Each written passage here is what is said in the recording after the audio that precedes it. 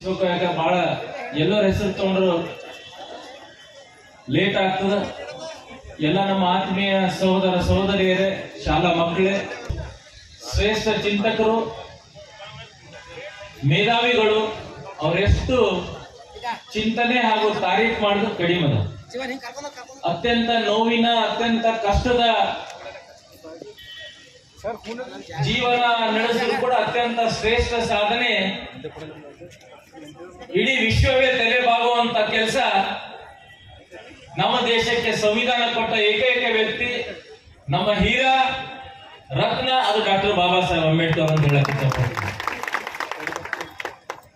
ಅಷ್ಟೊಂದು ಇದರಲ್ಲೂ ಕೂಡ ಸಮಾಜದ ಏಳಿಗಾಗಿ, ಎಲ್ಲಾ ಸಮಾಜದ ಏಳಿಗಾಗಿ ಶ್ರಮಿಸಿದರು. 12ನೇ ಶತಮಾನದಲ್ಲಿ ವಿಶ್ವಗುರು ಬಸವಣ್ಣವರು ಸಮಾನತೆಗಾಗಿ ಹೋರಾಟ ಮಾಡಿದ್ರು. 20ನೇ ಶತಮಾನದಲ್ಲಿ ಇಡೀ ವಿಶ್ವದಲ್ಲೇ ಡಾಕ್ಟರ್ ಬಾಬಾ ಸಾಹೇಬ್ ಅಂಬೇಡ್ಕರ್ ಜಿಯವರು ಸಮಾನತೆಗಾಗಿ, ಐಕ್ಯತೆಗಾಗಿ ಹೋರಾಡಿದ ಮನುಷ್ಯ, ಮಹಾನ್ ಮೇಧಾವಿಗಳು ಡಾಕ್ಟರ್ ಬಾಬಾ ಸಾಹೇಬ್ ಅಂಬೇಡ್ಕರ್ ಅವರು. ಇದು ನಾವು ಯಾರು ಮರಿಬೇಡ. ಅವ್ರು ಕೊಟ್ಟಂತ ಸಂವಿಧಾನ ಇಡೀ ವಿಶ್ವಕ್ಕೆ ಮಾದರಿ ಇದೆ. Indian constitution is model to whole world of democracy ಅಂತ.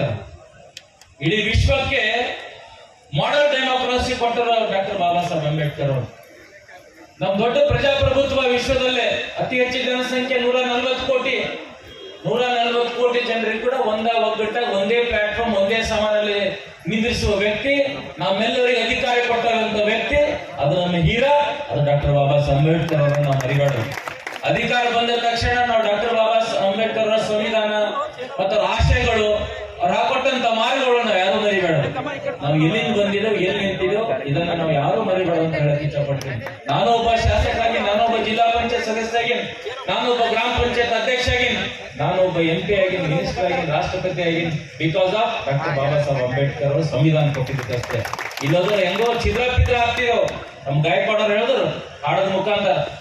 ಇಲ್ಲ, ನಾವು ಎಲ್ಲೂ ಒಂದಲ್ಲಿ ಇರ್ತಿಲ್ಲ, ಒಂದು ಹೊತ್ತಲ್ಲಿ ಜಗನೂ ಇರ್ತಿಲ್ಲ. ನಾವು ಒಂದು ಹಾದಿ, ಒಂದು ದಾರಿ ಕೊಟ್ಟಂತ ವ್ಯಕ್ತಿ ಅವರು. ಯಾಕಂದ್ರೆ ಅವರು ಇವತ್ತಿನ ದಿನ ನಾವೊಂದು ಹೀರಾ ಕಳ್ಕೊಂಡಿದ್ದೇವೆ ಅಂದ್ರೆ ತಪ್ಪಾಗಲ್ಲ. ಇವತ್ತ ನುಡಿ ನಮ್ಮನ 68ನೇ, ನಾನು ಹೇಳಕ್ ಈಗ ಅನಿಲ್ ಬೆಲ್ದಾರ್ ಪ್ರಾಸ್ತಾವಿಕ ಮಾತಾಡೋತಿಗೆ ಹೇಳಿದ್ರು, ಗಾಂಧೀಜಿಯವ್ರ ಜಯಂತಿ, ಗಾಂಧೀಜಿಯವ್ರ ನುಡಿ ನಮ್ಮನ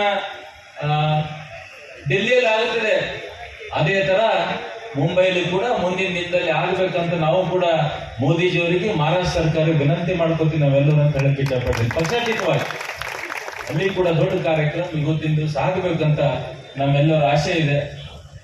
ನಾವೆಲ್ಲರೂ ಅವ್ರು ಕೊಟ್ಟಂತ ಮಾರ್ಗದಲ್ಲಿ ನಡಿಬೇಕು. ಶಿಕ್ಷಣ ಹೋರಾಟ, ಶಿಕ್ಷಣ ಮಾಡಬೇಕು, ಹೋರಾಟ ಒಳ್ಳೇದಕ್ಕೆ ಮಾಡಬೇಕು, ಜನರಿಗೆ ನ್ಯಾಯ ಕೊಡಿಸ್ಲಿಕ್ಕೆ ನಾವು ಹೋರಾಟ ಮಾಡಬೇಕು. ಇದನ್ನ ನಾವು ಯಾರೂ ಮರಿಬೇಡದು. ಯಾಕಂದ್ರೆ 20ನೇ ಶತಮಾನದಲ್ಲಿ ನಾವೆಲ್ಲರೂ ನೋಡ್ತೀರಿ, ಕೆಲವರು ಇತ್ತೀಚಿನ ಏನೋ ಒಂದು ಜಾತಿ ಹುಡುಕಂತ ಕೆಲಸ ನಾವು ಮಾಡ್ತಾ ಇದ್ದೀವಿ ಅಂತ ಅನಿಸ್ತಾರೆ. ಎಲ್ಲೋದೇ ಡಾಕ್ಟರ್ ಬಾಬಾ ಸಾಹೇಬ್ ಅಂಬೇಡ್ಕರ್ ಯಾರೇ ಒಂದೇ ಜಾತಿ ಸೀಮಿತವಾದಂತ ಮಹಾನ್ ವ್ಯಕ್ತಿ ಇರಲಿಲ್ಲ. ಶೋಷಿತ ಸಮಾಜ, ಎಲ್ಲಾ ಸಮಾಜ ಏಳಿಗಾಗಿ ಇಡೀ ವಿಶ್ವವೇ, ಇಡೀ ದೇಶವೇ ಒಂದಾಗ್ಬೇಕು, ಒಗ್ಗಟ್ಟಾಗ್ಬೇಕಂತ ಹೋರಾಡುವಂತ ವ್ಯಕ್ತಿ. ಅದರಲ್ಲಿ ದೇಶ ಪ್ರೇಮ ಅವ್ರ ಹತ್ರ ಬಹಳ ಇತ್ತು. ಸಂವಿಧಾನ ಪೀಠಿಕಲ್ಲೇ ಇದೆ ರಾಷ್ಟ್ರೀಯತೆ, ಐಕ್ಯತೆ, ಸಮಾನತೆ. ಇವು ಮೂರು ಅದು ಸಂವಿಧಾನ ಆಶೆಯಲ್ಲಿ ನಾವು ದಿನನಿತ್ಯ ಎಲ್ಲ ಸ್ಕೂಲ್ದಲ್ಲಿ ಓದ್ತಾ ಇದ್ದೀವಿ. ಮೊನ್ನೆ ಕೂಡ ನಮ್ಮ ಬೀದರ್ ಜಿಲ್ಲೆಗೆ 3ನೇ ಸ್ಥಾನ ಸಿಕ್ತು ಸರ್ ಸಂವಿಧಾನ ಇದರಲ್ಲಿ, ಬೆಂಗಳೂರಲ್ಲಿ. ಅದಕ್ಕೆ ನಮ್ಮ ಜಿಲ್ಲೆಯಲ್ಲಿ ಯಾವಾಗ ಕೂಡ ನಾವು ಯಾವುದೇ ಸಮಾಜದವರು, ಎಲ್ಲ ಸಮಾಜದವರು ಅಂಬೇಡ್ಕರ್ ಅವರು ಸಂವಿಧಾನ ಗೌರವ ಕೊಡಬೇಕು, ಗೌರವದಿಂದ ಇರಬೇಕು. ನಾವೆಲ್ಲರೂ ರಾಷ್ಟ್ರೀಯತೆ ನಮ್ಮೆಲ್ಲರವರು ಬೆಳೆಸ್ಕೋಬೇಕು, ಅದು ಬಹಳ ಮುಖ್ಯ ಇದೆ. ನೇಷನ್ ಫಸ್ಟ್, ಇದು ಡಾಕ್ಟರ್ ಬಾಬಾ ಸಾಹೇಬ್ ಅಂಬೇಡ್ಕರ್ ಅವರು ಹೇಳಿದ್ದಾರೆ. ರಾಷ್ಟ್ರೀಯತೆ, ನೇಷನ್ ಫಸ್ಟ್. ದೇಶಿದ್ರೆ ನಾವೆಲ್ಲ ಇದ್ದೇವೆ. ದೇಶದ ಆಶಯ ಡಾಕ್ಟರ್ ಬಾಬಾ ಸಾಹೇಬ್ ಅಂಬೇಡ್ಕರ್ ಅವರು ಇಕ್ಕಿದ್ರು. ಸಮಾನತೆಗಾಗಿ ಹೋರಾಡಿದರು. ಇನ್ನು ಪಂಚತೀರ್ಥ, ಇನ್ನು ನಮ್ಮ ನೆಚ್ಚಿನ ಪ್ರಧಾನಮಂತ್ರಿ ನರೇಂದ್ರ ಮೋದಿಜಿ ಅವರು ಪಂಚತೀರ್ಥ ಐತಿಹಾಸಿಕ ಪುಣ್ಯ ಸ್ಥಾನ ಡಾಕ್ಟರ್ ಬಾಬಾ ಸಾಹೇಬ್ ಅಂಬೇಡ್ಕರ್ ಅಂತ ನಾವು ಡೆವಲಪ್ಮೆಂಟ್ ಮಾಡ್ತಾ ಇದ್ದಾರೆ. ಅಲ್ಲಿ ಕೂಡ ತಾವು ವಿಸಿಟ್ ಮಾಡಬೇಕು. ನಾನು ಜುಲೈಯಲ್ಲಿ ಲಂಡನ್ ಹೋಗಿದ್ದೆ ಕುಟುಂಬ ಸಮೇತ. ಹೋದಾಗ ನನ್ನ ಕ್ಯೂರಿಯಾಸಿಟಿ ಇತ್ತು, ಡಾಕ್ಟರ್ ಬಾಬಾ ಸಾಹೇಬ್ ಅಂಬೇಡ್ಕರ್ ಓದಿದಂತ ಅವರು ಲಂಡನ್ ಸ್ಕೂಲ್ ಆಫ್ ಎಕಾನಮಿಕ್ಸ್ ಅಲ್ಲಿ ಓದ್ತಿದ್ರು. ಅವಾಗ ಒಂದು ಸ್ಥಾನಕ್ಕೆ ಹೋಗ್ಬೇಕಂತ ಬಹಳ ಕ್ಯೂರಿಯಾಸಿಟಿ ಇತ್ತು. ನಾನು ಹೋಗಿದ್ದು ಮರುದಿವಸ ಹೋದೆ. ನಾನು ಅವರ ಲೈಬ್ರರಿ, ಅವರು ಕೊಡುವಂತ ರೂಮು, ಓದಂತ ಡೈನಿಂಗ್ ಟೇಬಲ್, ಅವ್ರು ಓದಂತ ಬುಕ್ಕು, ಬರೆದಂತ ಪೆನ್ನು, ಅಲ್ಲಿ ಒಳಗಡೆ ಹೋದೆ ಒಂದು ಪಾಸಿಟಿವ್ ಎನರ್ಜಿ ನನ್ನ ಮೈಯಲ್ಲಿ ಬಂತು. ನಾನು ಇವತ್ತು ಪ್ರಶಂಸೆ ಒಂದು ತಾರೀಫ್ ಮಾಡಕ್ ಹೇಳ್ತಾ ಇಲ್ಲ, ಆ ವೇದಿಕೆ ಸಿಗ್ಲಿಲ್ಲ, ಇವತ್ತು ವೇದಿಕೆ ಸಿಕ್ಕಿದೆ ಅಂತ ಹೇಳಕ್ ಇಷ್ಟಪಡ್ತೀನಿ.